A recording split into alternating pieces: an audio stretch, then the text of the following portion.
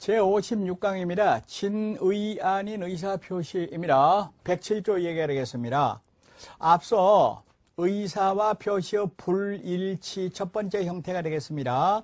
갑이 을한테 의사표시를 할 때 갑을 표의자라고 말하고 을을 상대방 이렇게 말한다 그럴 때 갑이 을의 마음을 떠보기 위해서 마음에 없는 얘기를 했다는 얘기입니다. 아까 보았듯이 땅을 팔 의사도 없으면서 내가 너한테 2억 원의 땅을 팔겠다. 을의 마음을 떠보느라고. 이랬을 때 만약에 을이 그래 내가 살게 그러면은 원칙적으로 을이 그걸 몰랐다면 그러니까 마음에 없는 소리를 하는 걸 몰랐다면은 유효입니다. 원칙 유효 예외 무효입니다. 미리 말합니다. 그러면 여기서 효과 의사도 없으면서 상대방의 마음을 떠보기 위해서 팔겠다 이렇게 말한 거를 비진의 표시라고도 하고 진이 아닌 의사표시 아닐 삐자 써서 비진의 표시라고도 하고 심리유보라고도 합니다. 전부 똑같은 소리예요. 그러면 이와 같은 비진의 표시 그러니까 원칙적으로 유효 예외적으로 무효가 되는 이 107조에 해당되기 위한 요건을 보면은 먼저 의사표시가 존재해야 됩니다. 예를 들어서 연기나 강의 이런 것들은 의사표시의 가입표입니다. 아니라 그 말입니다. 아니다.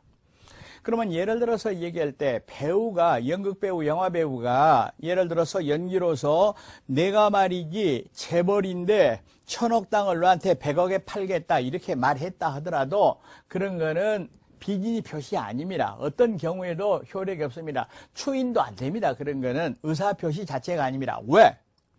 의사표시가 되려면은 효과의사가 있어야 되는데 연기나 강의에는 효과의사 자체가 없어. 따라서 어떤 경우에도 유효가 안 돼. 추인에도 유효가 안 된다. 그 말입니다. 두 번째, 의사와 표시가 불일치, 이코르가 아니어야 됩니다.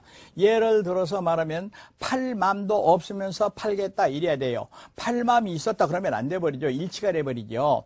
2억 원에 팔겠다 이렇게 말했다. 근데 사실은 3억을 받으려고 그랬다. 이런 게 이제 의사와 표시가 불일치하는 겁니다. 그런데 특정한 내용의 의사를 표시할 생각이었다면 그것이 진정으로 바라는 것이 아니라 하더라도 다시 한번 얘기합니다. 특정한 내용 의사를 표시할 생각이었습니다. 동그라미가 지금 효력 얘기 아닙니다. 진정으로 바라는 바는 아니었다라 하더라도 이거는 비진이가 아니라 진의가 되어버린다. 그대로다 그 말입니다. 그러면 예를 들어서 얘기할 때 폭력배한테 협박을 받았던 겁니다. 적어도 나는 이 땅을 3억을 받아야 되는데 협박에 못 이겨서 2억에 팔기로 했습니다.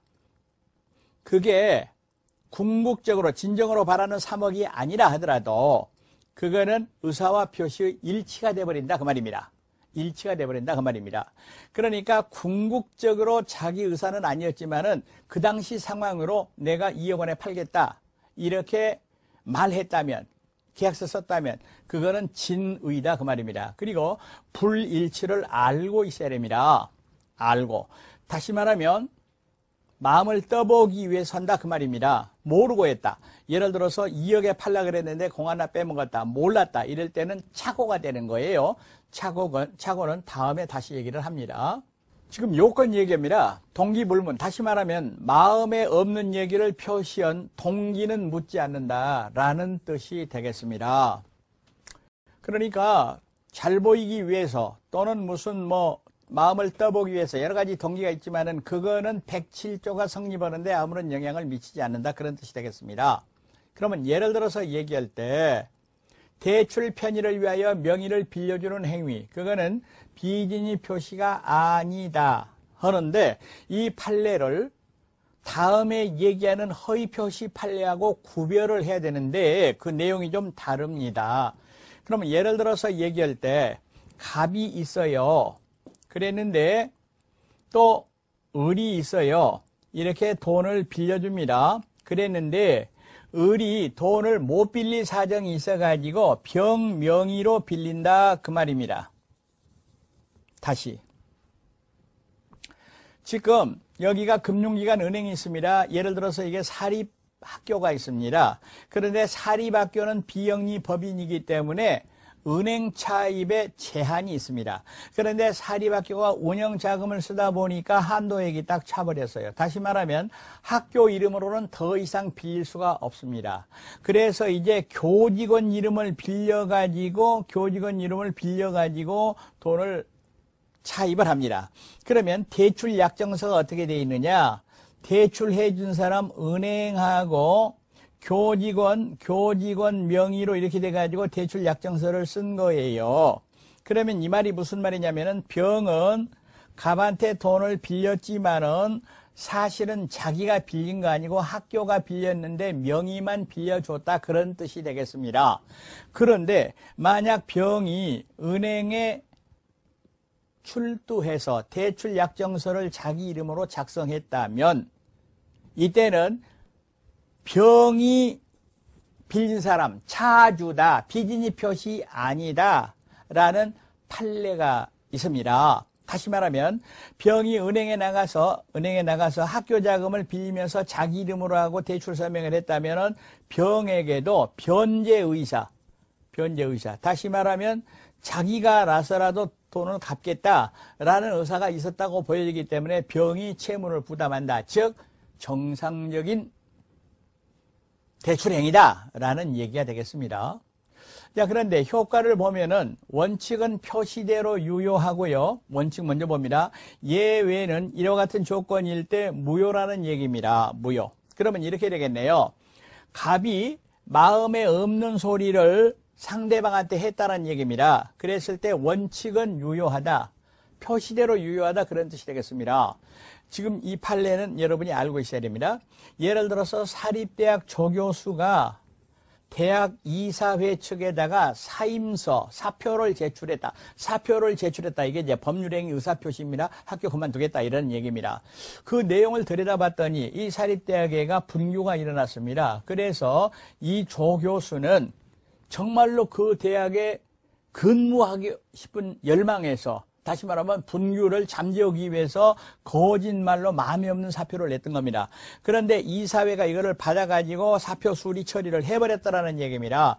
그런데 분규가 끝나고 이 조교수가 이사회에다가 복직시켜 주시오. 다시 말하면 내 교수 직위를 확인해 주시오 했을 때 판례는 쓸데없는 소리, 이 사표 제출은 100% 유효하다. 원칙대로 107조 원칙 표시대로 유효하다입니다. 그런데 예외적으로 상대방이 알고 있었다. 다시 말하면 이 경우로 말하면 비진이를 알고 있었다. 또는 과실로 몰랐다 했을 때는 무효입니다. 그러면 여기서 악의 과실 이런 거 말이죠. 악의 과실은 무효주장자가 입증을 해야 됩니다. 무효주장자. 여기서는 표의자 갑이 되겠죠. 지금 무효라 했기 때문에 그렇습니다. 그런데요, 여기서 설례 하나 들어보겠습니다. 조금 이해하기가 힘드니까, 너무 당연하니까 지금 이해하기 힘들어요. 여러분, 증권사에다가 예탁금을 줬던 겁니다. 어떤 고객이. 그러면서 이제 틀림없이 이거는 입금이 난다. 뭐 이런 식으로 10% 보장해주겠다. 그랬다 그럽시다. 그랬는데, 깡통내자가 돼버렸습니다. 투자를 잘못한 거죠.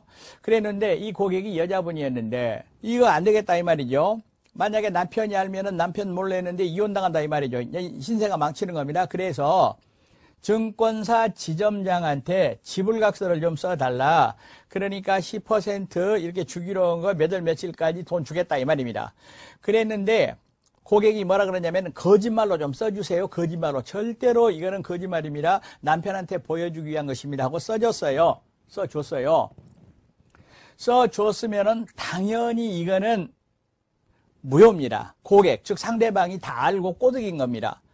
그렇지만 이 증권사 지점장의 지불각서는 거짓말이었다는 게, 무효였다는 게 증명되려면은 증권사 지점장이 그거를 입증을 해야 된다 그 말입니다. 입증, 무효주장자.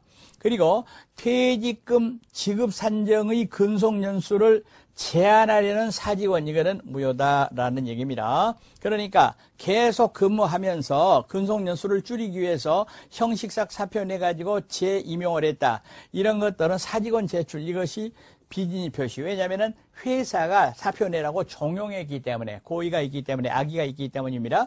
그리고 이때 만약에 선의였을 때 무효가 된다 그랬는데 이 무효를 가지고는 선의의 제3자에게 대항할 수가 없습니다. 이선희의 제3자는 다음 강좌에서 자세하게 보시겠습니다. 적용 범위는 재산행위에만 적용이